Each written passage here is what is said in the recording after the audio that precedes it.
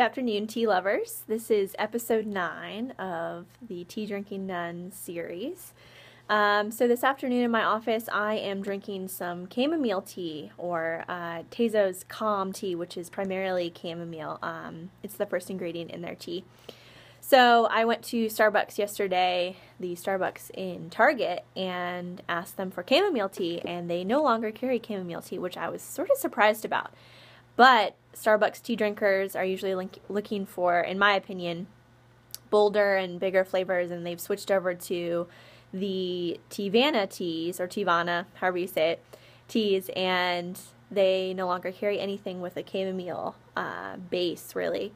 So I ended up buying a box of tea that they were selling, and the barista offered to give me a cup of hot water to put it in. So I paid for 15 bags of tea just for 1 cup of tea, but it ended up being pretty worth it. I'm actually very happy with this tea. I've had Tazo tea in the past, and they have changed up some of their stuff. So this tea is what's called a full leaf tea that's in a sachet.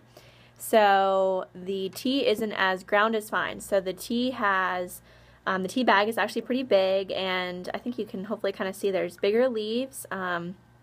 Even though this is mostly chamomile tea, it does have other things in it, and I love that this tea, again, does what some of the other teas I've had, it lists everything that's in the tea. So this tea has chamomile flowers, blackberry leaves, lemongrass, rose petals, spearmint leaves, lemon balm leaf, hibiscus flowers, lavender flowers, and marigold flowers. So this tea is, as you can imagine, somewhat flowery, but it's not overpowering and not too intense.